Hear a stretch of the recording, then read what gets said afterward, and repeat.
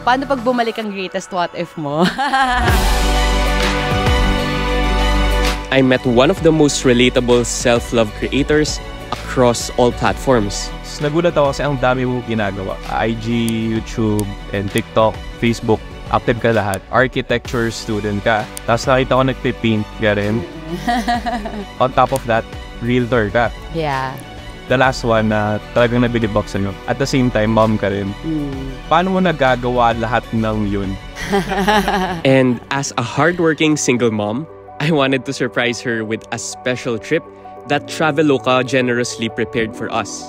And throughout my time with her, I found out the key to becoming unstoppable in life. May di pa ako sinasabi sa'yo. So itong trip na to, ano to? Nahabahan ako ah. Nahabahan ako. First date natin to. Okay, so that didn't work at all. Forced date. Pilit na date. Bayad po ako dito, guys. It's her first time flying again in 10 years. And I wanted to show her how travel and going on short trips like this can have restorative effects on her overall well-being. Interestingly, studies show that a short 3 to 4 day trip can be more effective than longer-term vacations. So hopefully, this one will help her recalibrate as a high-functioning superwoman. And sabi nga nila, when opportunity meets timing and hard work, yun yung tinatawag nilang swerte. I believe hindi mo makukuha yung isang bagay if you're not consistently doing it. That time, na sabi ko, okay, sige, gagawin ko na talaga tong TikTok. So if you don't know her yet, from the many things that she does, she's most popular for being a self-love advocate / hugot queen on social media. And then I saw this video, paano pag bumalik ang greatest what if mo? And then, ayun, parang it just sparks an idea sa akin na ako ganito yung view ko about dun sa greatest what if. And then, later on, nagsulat ako ng nagsulat. Hindi ko pa alam na, okay pala itong content na to. As we stepped foot in the #1 beach destination in the Philippines, I wanted her to experience the beautiful Boracay sunset with style. And seeing all those scale models na mga condominiums, ganyan, and then the walkthroughs, this is what I'm doing in architecture. So parang, I'll probably learn something from it. Like, good yung amount na pwede kong makuha, but the experience will be priceless. Who would expect that behind this vulnerable, heartfelt content, there is a hustler's side to her that is out to conquer the world of architecture and real estate. Paano mo nagagawa lahat ng yun? Lahat may struggles talaga yan diba? Whether you want to become a nurse, whether you want to become an architect, a content creator, lahat sila mahirap. Diba? So choose your hard. Honestly, it's hard to put her in one category with everything she does, but I think what people admire her for is really her voice. In everything she does, she exudes a tone that upholds a very strong and passionate persona, translating all of that into her social media content.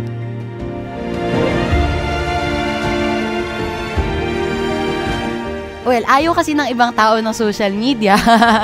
For a reason I can understand din. It can make or break you diba? Pero for me, if you're gonna use it wisely, it's really a great tool. So kahit hindi ako araw-araw nagsasalita, the YouTube is still there. Kumaga nagsasalita pa din siya for me. And as a social media person myself, I wanted to figure out how to find that voice. Despite my efforts to keep her away from the screens, work seems to find her even in paradise. We stayed in the Henan Prime Resort, one of the top-rated hotels in Boracay, where we indulged in the scrumptious breakfast buffets, a beautiful beachfront area, and high-quality facilities for every traveler. Hindi ko to sinasabi talaga. Like, I haven't really nagbigay ng credits sa parents ko. Pero I'm really grateful to them. Sobrang pressured growing up. Parang hearing na, dapat ganito, dapat ganyan, dapat, bakit top 2 ka lang? Bakit hindi 1? Like, my mom, when I was a kid, sobrang bawal ako, pinapatayan niya talaga ako ng TV. Nanonood ako ng Once Upon a Time, di ko makalimutan.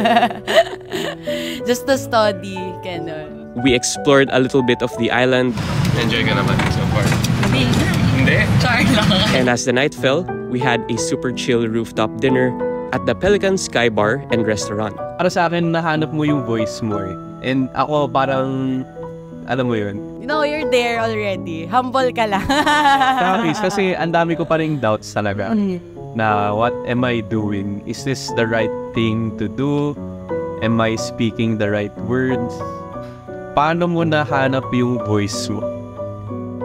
This is the voice. Be more genuine talaga. Yeah, be more genuine, and as long as lang talaga wala kang inaapakang tao sa paligid mo, walang masama doon. Kasi sometimes pinipilit natin yung sarili natin to be this kind of person in social media. Pero most of the time, maaamoy nila if you're not genuine, 'di ba? So, might as well become genuine na lang. Kasi nga, like I said, i-judge ka din naman nila kahit anong gawin mo dyan. So, as long as hindi mo sila inaapakan, wala kang inaagabyadong tao, or it's really an additional benefit na lang na natutulungan mo sila, na-inspire mo sila, and the community is growing, diba? And I believe everything will follow if you're consistent, and it's a process. We ended the night with a few drinks and got some rest because our last day will be...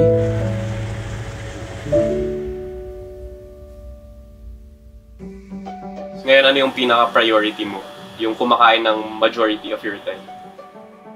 Actually, it's hard. Pero madalas naglalaban is between school and kay Rio. Name drop. Yeah.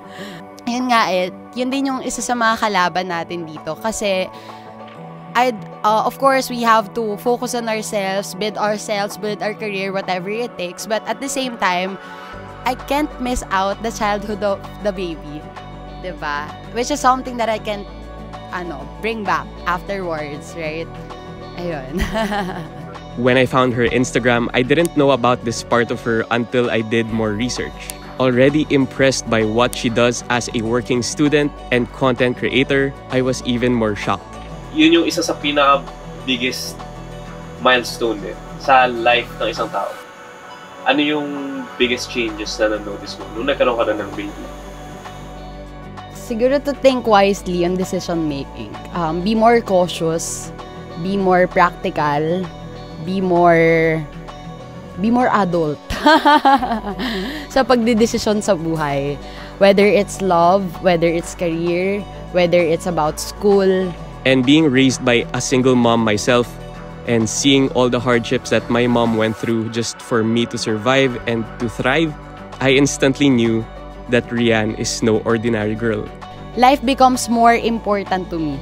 Kung mawawala ka sa mundong to, parang who's gonna take care of him? Who's gonna be there for him? And of course, you're the most important person for him right now.